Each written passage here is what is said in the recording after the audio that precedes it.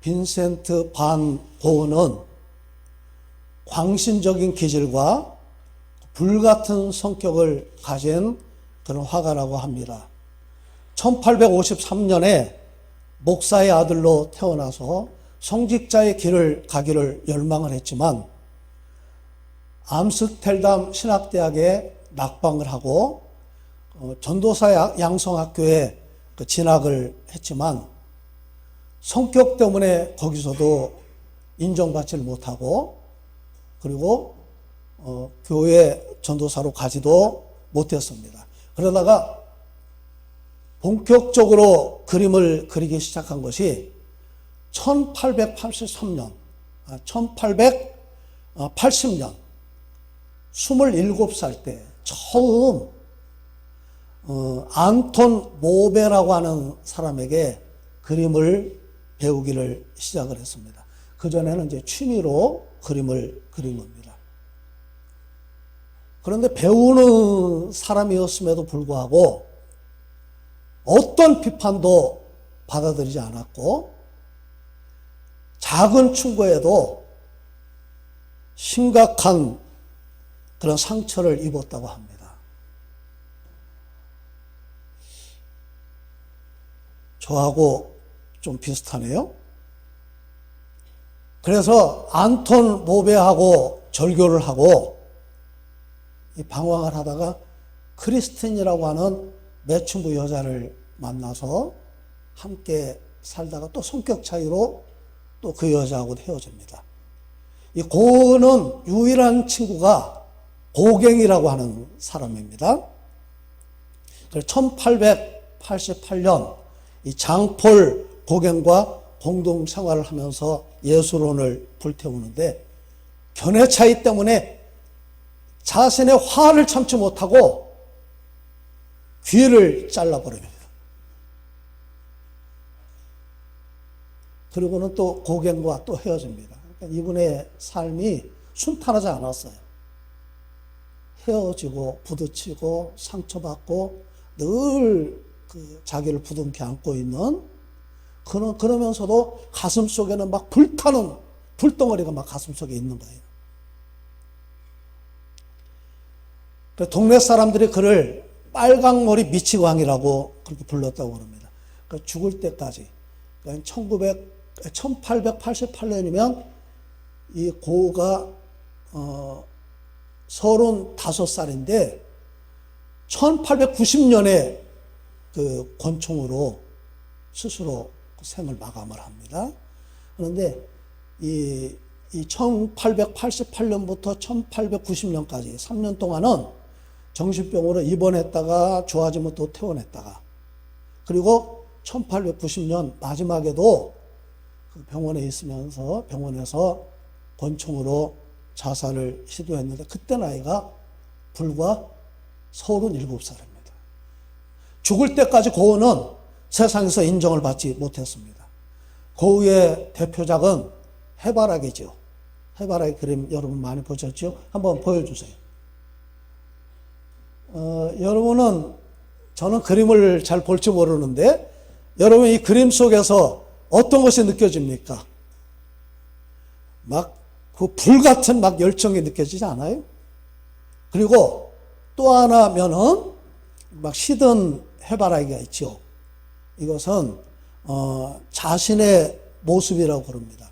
삶의 고통에 뒤틀린 아주 고통스러워하는 자신의 모습. 그러니까 이 해바라기 그림 속에는 두 가지 면이 담겨져 있는 겁니다.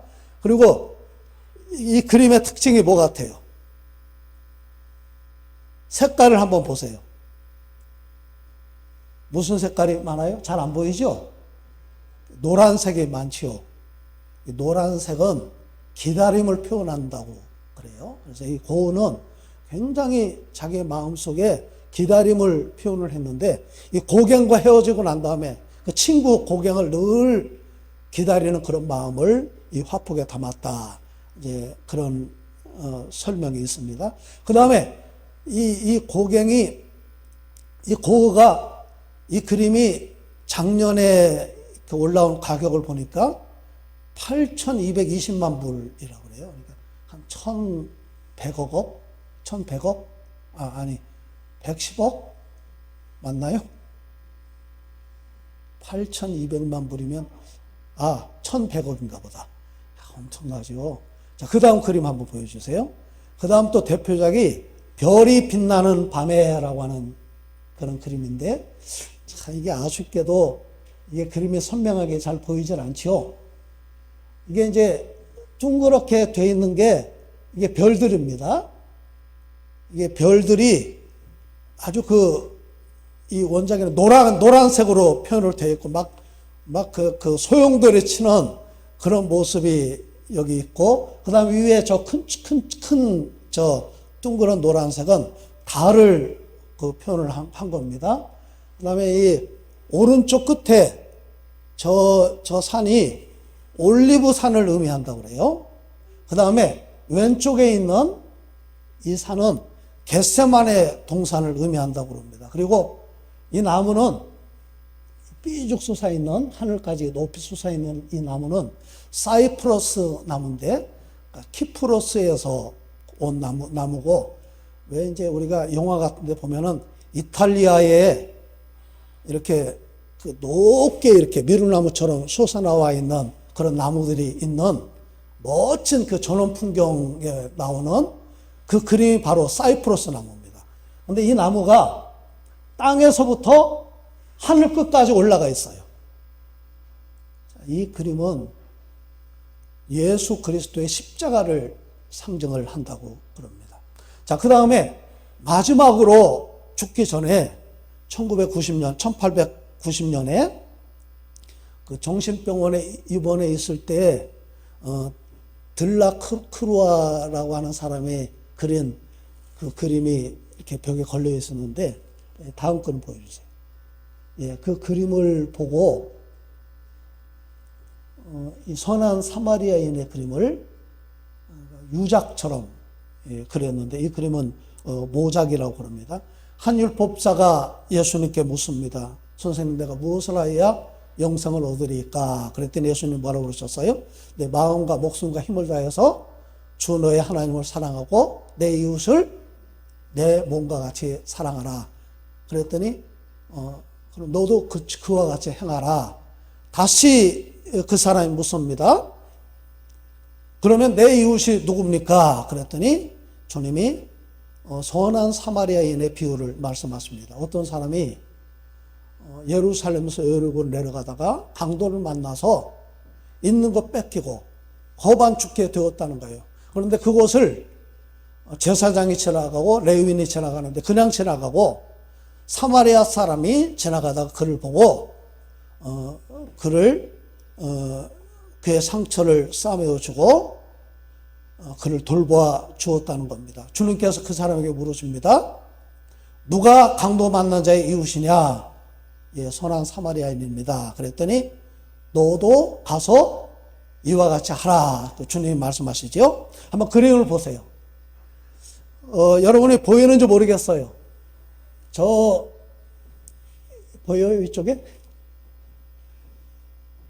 흐려서 잘 안 보이죠? 원작도 선명하지 않습니다. 그 사람이 바로 제사장이에요. 그 다음에 여기 또 한 사람이 있죠. 그 사람이 레위인입니다. 그 다음에 이게 뭔지 아세요? 보물상자처럼 생겼죠. 이게 그 재물이 없어진 빈 상자를 의미한다고 그럽니다. 자, 사마리아인이 어떻게 하고 있어요? 머리를 뒤로 젖히고 이 말에 자기 몸을 기대고 발에는 신발이 벗겨져 있습니다. 그러니까 온 힘을 다해서 그 상처받은 사람을 말에 태우려고 하는 혼신의 힘을 쏟고 있는 그런 모습을 여기 표현을 했습니다. 그리고 이 상처받은 사람의 얼굴이 여러분 잘 안 보이죠? 그 얼굴이 그 자신의 얼굴과 닮았다고 그럽니다. 아마 상처받은 자신의 자화상의 모습을 이 그림에 담으면서 내 주변에 아무도 없다. 그런 기다림의 심정을 노란색으로 이렇게 고흐가 잘 표현을 했다고 하는 것을 우리는 알 수가 있습니다. 선한 사마리아인의 비유에서 주님이 말씀하신 핵심은 진정한 이웃이 되어 주라는 거예요. 우리가 아플 때, 힘들 때, 고통스러울 때 누가 우리의 이웃이 되어줍니까? 진정한 이웃은 예수 그리스도밖에 없는 것을 저와 여러분들이 고백할 수 있기를 바랍니다. 인간에게 가장 큰 고통이 뭐예요? 바로 죽음의 고통입니다. 한 번 죽는 것은 사람에게 정하신 것이요. 그 외에 뭐가 있어요? 심판이 있으리니 누가 죽음의 문제를 해결할 수 있습니까? 왜 인간에게 죽음이 왔습니까? 성경은 뭐 때문에 우리 인간에게 죽음이 왔다고 그래요? 예, 죄 때문이라고 말씀하고 있습니다. 아담과 하와에서 하와가 하나님의 의도에서 벗어나서 선악과를 따먹었어요. 하말티아, 죄라고 하는 말은 관역에서 벗어난 거예요. 그 관역에서 벗어나서 에덴 동산에서 쫓겨나고 죽음이 우리 인간에게 찾아오게 됩니다. 그것이 바로 원죄입니다. 죄의 삭은 사망입니다. 모든 사람이 죄를 범하였음에 하나님의 영광에 이르지 못하더니 모든 인간에게는 원죄와 또 무슨 죄가 있어요? 자범죄가 있어요. 이 두 가지를 피할 수가 없습니다. 문제는 우리 인간이 스스로 죄의 문제를 해결할 수 없다는 거예요. 그래서 죄의 문제를 해결하기 위해서 죄 없으신 하나님이신 예수님이 사람이 되셨고 에베소서 2장 1절을 보니까 허물과 죄로 죽었던 너희를 살리셨도다. 누가? 예수님이. 죄 없으신 그분이 십자가의 죽으심으로 말미암아 우리의 죄값을 지불하셨습니다. 그것을 화목제물, 속죄제물이라고 말을 합니다. 여러분, 보혈의 피로 용서받지 못할 죄가 없어요. 아멘? 예수 앞에 나오면 찬송가 모든 죄 사하며, 지금 우리 새로 바뀐 가사는 죄사함 받으며 주의 품에 안겨 편히 쉬리라. 여러분, 누구나 십자가를 붙들면 구원받게 될 줄로 믿습니다. 예수님의 부활이 중요한 이유는 사망 권세를 깨뜨리시고 죄와 죽음을 극복했기 때문입니다. 이 중요한 것은 예수님처럼 저와 여러분들도 다시 살게 될 것이고 예수 부활이 내 부활이 될 것이라고 하는 사실입니다. 그것을 기억하는 것이 부활신앙이에요. 빌리 그레이엄 목사님은 그랬다고 그러죠. 죽기 전에 그렇게 말을 했다고 그럽니다. 여러분, 빌리 그레이엄이 죽었다는 소식이 신문에 나면 여러분 그 사실 믿지 마십시오. 나는 죽은 게 아니라 내 주소를 하늘나라로 옮긴 것뿐입니다.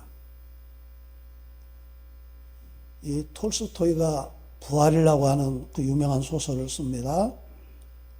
아름답고 교양 있는 하녀 카츄샤가 사랑에 빠지는데 주인집 조카였던 네플류도프 공작, 그러니까 하녀와 귀족이 사랑에 빠지는데 네플류도프가 어느 순간에 이 카츄샤를 범하고 떠나버려요. 그때부터 이 카츄샤는 실망하고 좌절해서 인생을 포기하면서 살다가 신앙도 버리고 그 다음에 어떻게 돼요? 창녀가 됩니다. 어느 날 네플루도프가 그 재판에 그 배심원으로 참가를 했는데 깜짝 놀래요. 살인 혐의를 쓰고 그 자리에 와 있는 한 여인이 자기가 사랑했다가 버린 그 여인이에요. 네플루도프가 그 죄책감 때문에 어쩔 줄 모르고 내가 그녀의 인생을 망쳤다 생각하고 괴로워하다가 황제의 사명까지 받아내면서 그에게 다시 사랑을 고백하지만 카츄샤가 거절합니다. 상심해가지고 이 네플루도프가 성경을 읽다가 산상보훈에서 예수님의 삶을 통해서 충격을 받고 그의 삶이 180도 변화됩니다. 삶이 완전히 예수 안에서 달라졌다고 해서 부활이라고 하는 그런 소설을 썼는데요. 그것은 예수님의 부활과 다른 거예요. 성경에 죽었다가 살아난 사람 이야기가 있지요. 열왕기상 17장에 보니까 엘리야가 누굴 살려요? 사르밧 과부의 아들. 누가복음에 있는데 사렙과 가보라고 그렇게 나옵니다. 열왕기하 4장에 보면 엘리사는 또 누구를 살리죠? 수넴 여인의 아들. 베드로는 또 누구를 살립니까? 사도행전 9장에 보니까 다비다를 살리고, 사도 바울도 죽은 사람을 살리죠. 이 3층 위에서 떨어진 유두고를 살립니다. 예수님도 죽은 사람을 살리는 사건이 3번 기록이 되어 있어요. 누가복음 7장에 보니까 나인성 과부의 아들을 살리시고, 누가복음 8장에 보니까 회당장 야이로의 딸을 또 살려주시고, 그 다음에 요한복음 11장에는 그렇죠, 나사로를 살리십니다. 그런데 그들은 살아났지만 어떻게 됐어요? 도로 다시 죽었습니다. 지금까지 살아있는 사람은 없어요. 예수님의 부활은 그런 부활이 아닙니다. 신령한 몸, 변화된 몸, 영광스러운 몸으로 변화되셨기 때문에 죽지 않고 영원히 사는 부활을 하신 거예요. 우리에게 말씀하고 있는 부활은 그런 부활입니다.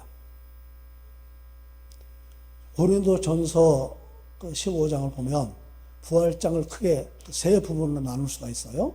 1절부터 11절까지는 부활의 확실성을 말합니다. 성경대로 그리스도께서 우리 죄를 위하여 죽으시고 장사 지낸 바 되었다가 무엇대로 다시 살아나셨어요? 성경대로 사흘 만에 다시 살아나셨습니다. 12절부터 34절까지는 만일 부활이 없다면 어떻게 되는가? 한마디로 말하면 모든 것이 헛되다는 거예요. 예수님도 다시 살지 못했고, 우리 믿음도 헛되고, 구원도 헛되고, 주님을 위해서 일하는 것도 헛수고가 되고, 죄사함도 받지 못하고, 우리는 거짓 증인이고 가장 불쌍한 사람이 될 것이다. 부활은 확실히 있다. 그것을 역설적으로 바울은 설명을 합니다. 그리고는 35절부터 몸의 부활을 말하고 있는데 35절 말씀을 한번 띄워주세요. 같이 한번 읽을까요? 시작. 누가 묻기를 죽은 자들이 어떻게 다시 살아나며 어떠한 몸으로 오느냐 하리니, 이 말씀은 몸의 부활을 의심하는 사람들이 부활을 조롱하는 그런 질문이에요. 아니, 죽었다가 어떻게 살아나냐? 죽으면 흙이 되고 다 없어지는데 어떻게 그 죽었던 몸이 다시 살아나냐? 그 다음에 어떤 몸으로 오느냐? 아니, 죽을 때 병들고 늙고 추한 모습으로 우리가 세상을 떠나는데 그런 부활이 무슨 의미가 있느냐? 바울은 씨가 뿌려져서 죽지만 없어지는 게 아니라 열매를 맺는 것처럼 사람의 몸이 죽어서 흙으로 돌아가지만 42절 보니까 썩을 몸이 썩지 아니할 몸으로, 욕된 몸이 영광스러운 몸으로 43절, 또 44절을 보니까 육의 몸이 신령한 몸으로 영의 몸으로 변화될 것이다. 자, 그러면 흙으로 돌아가는 우리 몸이 언제 부활합니까? 주님이 재림하실 때 부활한다는 거예요. 우리 50절 말씀 보여주세요. 자, 시작. 형제들아, 내가 이것을 말하노니 혈과 육은 하나님 나라를 이어받을 수 없고 또한 썩는 것은 썩지 아니하는 것을 유업으로 받지 못하느니라. 자, 그러면 죽음이 뭐냐? 51절. 예, 보라, 내가 너희에게 비밀을 말하노니 우리가 다 잠잘 것이 아니요 마지막 나팔에 순식간에 홀연히 다 변화되리니. 죽음을 뭐라고 그랬어요? 예, 잠자는 거에 비유를 했어요. 잠자다가 깨는 것이 바로 부활이라고 설명을 하고 있는 겁니다. 그걸 우리가 어떻게 알 수가 있냐? 우리는 살아가면서 세월이 흘러가면서 우리 몸이 그것을 깨닫는 거예요. 우리 몸으로 보여주는 거예요. 우리가 20대 그대로 있으면 얼마나 좋을까요? 그런데 우리 몸은, 우리 장막집은 시간이 지나면 낡고 무너지게 되어 있습니다. 솔로몬은 그것을 깨달았어요. 우리 전도서 12장 말씀 보여주세요. 너는 청년의 때에 너희 창조주를 기억하라. 곧 공고한 날이 이르기 전에 나는 아무나게 없다고 할 때 해들이 가깝기 전에 해와 빛과 달과 별들이 어둡기 전에 빛 위에 구름이 다시 일어나기 전에 그리하라. 3절 같이 읽겠습니다. 그런 날에는 집을 지키는 자들이 떨 것이며 힘있는 자들이 구부러질 것이며 맷돌질하는 자들이 적음으로 그칠 것이며 창들로 내다보는 자가 어두워질 것이며. 여기 보세요. 집을 지키는 자들이 떨 것이며. 연세가 들면 어때요? 몸이 손발이 떨리잖아요. 힘 있는 자들이 구부러질 것이며 우리 허리도 굽어집니다. 맷돌질하는 자들이 그칠 것이며. 이게 뭐예요? 시야가 다 망가지고 빠집니다. 창들로 내다보는 자가 어두워진다. 예, 시력도. 자, 4절 보세요. 길거리 문들이 닫혀질 것이며 활동 반경이 좁아져요. 왕성하게 활동하던 그런 때가 지납니다. 맷돌 소리가 적어질 것이며 음식이 예전처럼 많이 먹지 않아요. 우리 아마 장로님이나 우리 권사님들 아마 그러실 거예요. 예전에 많이 드시던 분들도 연세가 드시면 이 드시는 것이 시원찮아집니다. 새 소리로 말미암아 일어날 것이며 귀가 밝아져요. 잠이 또 없어져요. 음악하는 여자들은 다 쉬어야 될 것이며. 5절 시작. 또한 그런 자들은 높은 곳을 두려워할 것이며 길에서는 놀랄 것이며 살구나무가 꽃이 필 것이며 메뚜기도 짐이 될 것이며 정욕이 그치리니 이는 사람이 자기 영원한 집으로 돌아가고 조문객들이 거리로 왕래하게 됨이니라. 높은 곳이 두려워하게 되고, 살구나무가 꽃이 핀다는 게 뭐예요? 그렇죠. 머리가 다, 저도 이 머리가 염색을 해서 그렇지 머리가 힙니다. 메뚜기도 짐이 될 것이며 정욕이 그치고, 그리고 벗을 때가 있어요. 자, 그 다음 예, 은줄이 풀리고 금그릇이 깨지고 항아리가 생겨들 깨지고 바퀴가 우물이어서 깨지고. 7절 시작. 흙은 여전히 땅으로 돌아가고 영은 그것을 주신 하나님께로 돌아가기 전에 기억하라. 누구를 기억하라는 거예요? 그렇죠. 1절에 말씀하고 있어요. 창조주를 기억하라. 하나님을 기억해라. 자, 언제 부활이 일어나느냐? 51절, 52절.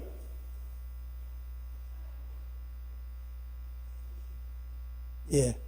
52절 됐습니다. 시작. 나팔 소리가 나매 죽은 자들이 썩지 아니할 것으로 다시 살아나고 우리도 변화되리라. 53절. 이 썩을 것이 반드시 썩지 아니할 것을 입겠고 이 죽을 것이 죽지 아니함을 입으리로다. 이 52절 다시 보여주세요. 여기 보니까 언제 그런 몸의 부활이 일어나느냐?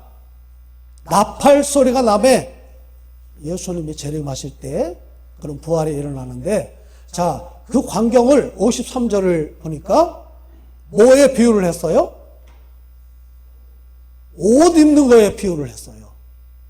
정확하게 이게 영광스러운 몸, 변화되는 몸이 어떤 몸인지 우리는 알 수가 없어요. 그렇지만 썩지 아니할 것을 옷을 입는다는 거예요. 새롭게 된다는 거예요. 자, 그 다음에 부활장의 결론입니다. 57절 시작. 우리 주 예수 그리스도로 말미암아 우리에게 승리를 주시는 하나님께 감사하노니. 예, 부활신앙을 가진 성도의 자세를 세 가지로 말씀하고 있는데, 첫째는 승리를 주시는 하나님께 뭐 해야 돼요? 예, 감사하면서 살아라. 자, 58절 시작. 그러므로 내 사랑하는 형제들아 변설하며 흔들리지 말고 항상 주의 일에 더욱 힘쓰는 자들이 되라. 이는 너희 수고가 주 안에서 헛되지 않은 줄 알미라. 예, 두 번째는 흔들리지 말고, 변설하며 흔들리지 말고 항상 주의 일에 더욱 힘쓰는 자들이 되라고 우리에게 권면을 하고 있습니다. 세 번째는 우리 수고가 헛되지 않다는 거예요. 주님을 위해서 일한 것, 주님을 위해서 힘쓴 거 헛되지 않다. 여러분, 우리가 믿음으로 살아가면서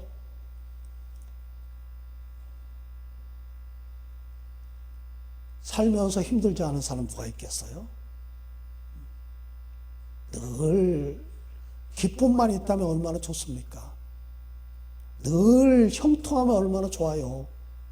그런데 우리 삶이 그렇지 않습니다.